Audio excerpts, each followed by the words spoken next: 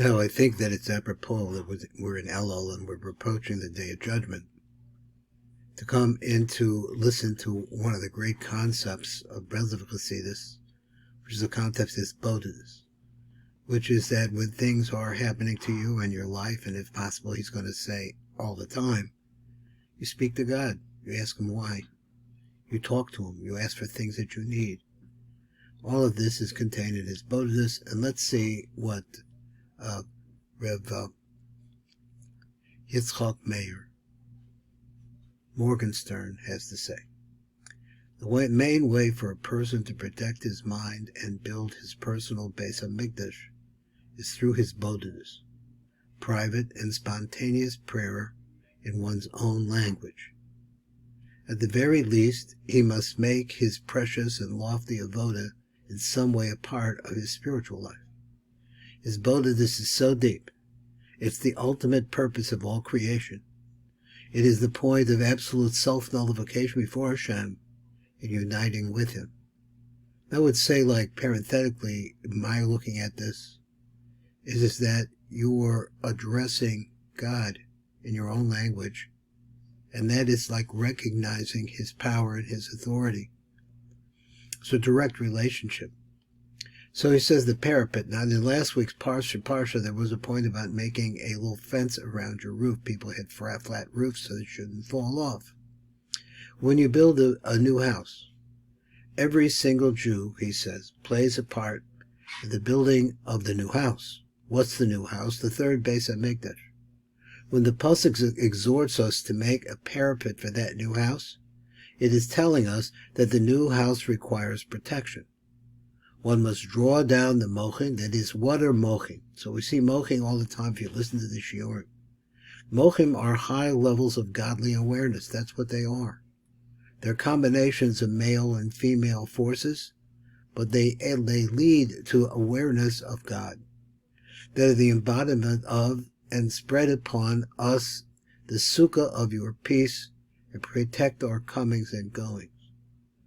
Rabbi Nachman of Breslov taught that the sukkah represents the drawing down of holy awareness in the aspect of kedim. Now, what kedim means come first. Kedim means before, or that which is forward-looking. That's like kedima in modern Hebrew. Kedima, and in order that is forward-facing, and in order lacking confusion. So let's see a little bit more. One merits to come to such awareness by virtue of sanctifying one's senses. Now he says, what are the senses? So the senses, he says, are the 7 candles. Now I'm thinking, does this mean the 2 eyes, the 2 nostrils, the 2 ears, and the mouth? That's 7. Is that what he means? I don't know the phrase 7 candles, so we'll just learn it and try to keep going and see how we can understand it. So he says, of the head, these are the 7 openings of the head, which are the portals of the mind. Now, wow, strong statement. This sanctification is what is meant by a fence and parapet, which every person must erect to protect his mind and thoughts. It is through such protection that one draws down the higher light, which is the root of the spiritual concept of the parapet. It is associated with the level of Yesod, the Ima of the Yesod of Ima. Now, we're going to go over this again because it's a big sentence for me, and I don't think I understood it, but we'll read to the end first. So the Yesod aspect within Bina. So he means the sphera of called Yesod, which is the 9th sphera of the parts of called Bina, which is the light of Mashiach ben David.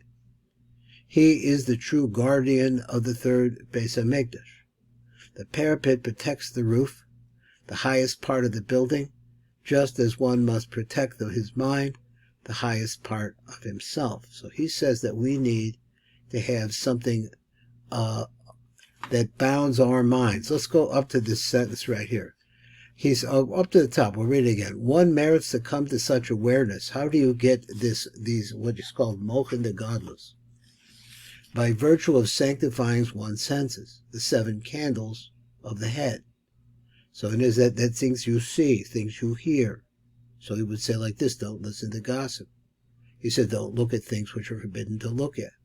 Don't speak lashon hara. Don't gossip. And what was the other one? So keep your nose out of other people's business. So he says, which are the portraits of the mind. So these are the portals of the mind. You have to keep them straight. This sanctification is what is meant by a fence and parapet, which every person must erect to protect his mind and thoughts.